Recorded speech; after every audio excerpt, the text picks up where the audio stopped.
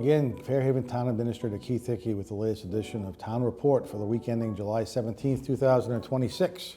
Had a very busy select board meeting this week that we'll go through really quickly for everybody. But before I do, I was asked to just let the public know that the Disability Pride event that was scheduled for the 19th of July has been canceled due to a lack of vendors. So the Disability Committee wanted me to let everybody know that.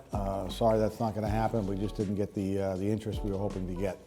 As far as the select board meeting that occurred on the 13th, it was a busy night. The first thing that the board discussed with the finance committee was the one budget transfer that was being requested this year for $34,000 that came out of the Recreation Department's wage account and was transferred to the wage account of the treasurer collector. We had a tough time finding a treasurer collector. We now have one who's doing a great job, but thankfully our former collector Pam Betancourt was willing to stay on, help with some training and some transition and whatnot, so we needed to compensate her for her being willing to delay her retirement for almost a year. So thank you, Pam, for that, and thank you to the Select Board and the Finance Committee for making that transfer. There was then a presentation by the Millicent Library trustees at the suggestion of myself and Assistant Administrator Finance Director Ann Carrero. We were invited over to a library trustee meeting probably 6 weeks ago where the library trustees discussed with the CPC chair, Ann Richards, their interest in submitting a CPC application that will be considered at next year's town meeting to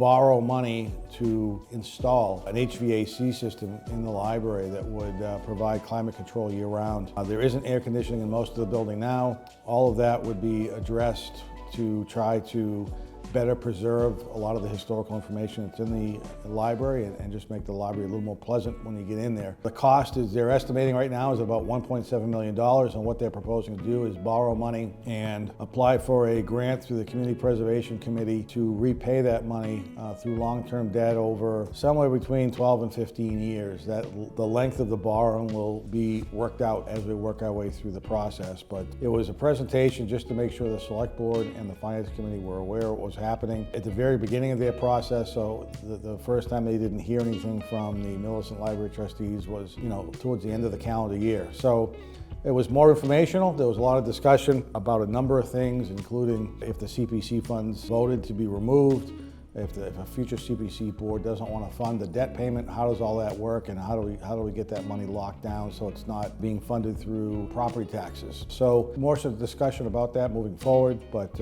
last Monday night was really just for informational purposes. Probably the highlight of the night, we had the opportunity to present a proclamation to a 30-year fire department lieutenant, Brian Riggs, who is retiring as a full-time firefighter, starting way back when in January of 1996 as a call firefighter and working his way all the way up to a lieutenant. He's also served in the military and was deployed in Iraq for 18 months between 2006 and 2008 as a nurse in a combat unit, so he has certainly represented the community very well, served our country as well. He was a great member of the fire department. I want to thank him for his services. He helped institute the paramedic service in town that people are benefiting from on a daily basis here, and I want to thank him for his professionalism and service for the past 30 years. He was there with his family. Also, a large number of current and retired firefighters also came to the meeting to recognize Lieutenant Riggs, so that was a really nice night. Moving on, after a short break from that, we presented town planner candidate to the Select Board. Her name is Dawn Quirk. She'll be starting here next week as our new town planner. So we're looking forward to having Dawn come in here. We'll make sure she's surrounded by quality people who she can rely on to bounce ideas off of and get some support from if needed, and looking forward to working with her moving into the future. Moving forward from there, we had a couple of requests from Our Lady of Angels for the annual feast that they put on. The first was an all-alcohol license for September 5th, September 6th, and September 7th at various times for their annual feast. All the different departments that needed to weigh in on that did and support it. And then there was a brief review of the security plan that was presented. As you may have known, last year there was an issue. Police department and fire department worked with representatives from Our Lady of Angels and put on a very safe event last year. And what was interesting this year was the police chief actually mentioned that there's going to be more police officers at this event than there was a recent similar event in New Bedford. So hopefully people could come out. It's going to hopefully be a great day. I had the opportunity to go last year. It's a fantastic event, great food. So it's a safe environment. I invite everybody to try to take some time. Again, it's the 5th, 6th, and 7th of September if you want to stop by there.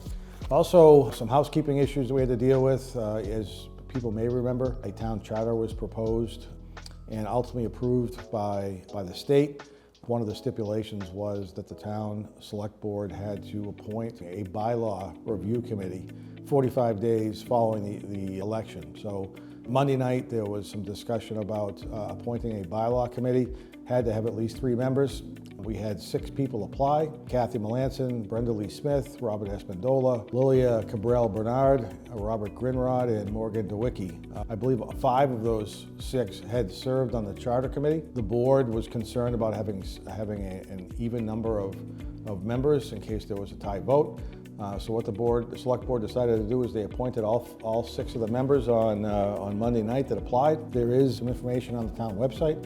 If you're interested in being the 7th member of the bylaw review committee, please go on the website. There's a volunteer form to fill out. You can explain why you'd be great for that position and get that filled out, and we'll have the appointment at either the next meeting on the 27th or the following meeting in August. The board also approved the 4 applicants that were interested in serving on open positions on the Cultural Council: Donna Crisoni, Catherine Tevis, Denise Barr, and Brian Cass. I apologize if I mispronounced any of those names, but I want to thank them very much for their willingness to serve on that board. Also approved Denise Barr to the Belonging Committee and approved Keith Sylvia to the Economic Development Committee meeting that was recently vacated by Nils Isaacson. So I want to thank Mr. Isaacson very much for his continued support of the town, all his different boards and commissions he serves on. And then lastly, we had a select board appointment to the Millicent Library Board of Trustees. Lilia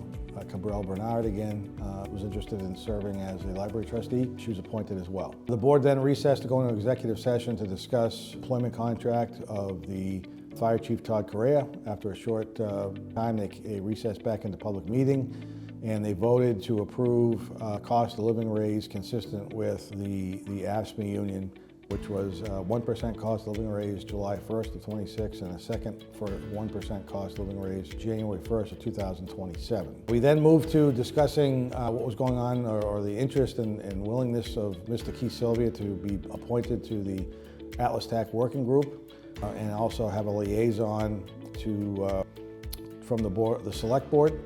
The Atlas TAC Working Group, there had been some discussion by the previous board that really the scope of the work had been completed by the Atlas TAC board, and really the only thing left to do was the select board to decide whether or not they wanted to enter litigation with Atlas TAC about trying to remove the contamination that remains on the site around the remaining building, and have that building removed because it's potentially not as stable as it should be. Ultimately, the board discussed and appointed Mr. Sylvia and Mr. Trapillo as a select board member to the working group, and have them see if there's any way they can work with the EPA to expand the latest report to actually get in the building itself, which the EPA was hesitant to do because of the condition and the risk of it potentially collapsing. So they'll be having those conversations moving forward. I also suggested to the working group that they wanted to review the existing zoning and make sure that the existing zoning there fits with what they would like to see the former Atlas TAC property be redeveloped as. And at this point, they haven't started that process, but hopefully they'll start that soon, and there may be something as early as fall town meeting to bring that forward with. And then lastly, there was a vote to reconsider a vote that was taken back on June 15th to allow the town administrator to expend up to $50,000 for legal, design, and engineering and appraisal work on the 4 Plaza Way, the former bank building that was being considered as a potential police station. There was a concern raised shortly after the June 15th meeting that the town may not be following proper procurement laws. I checked with legal counsel. I think there's an argument to suggest that we certainly have complied with procurement laws, but rather than having that question be raised throughout the process.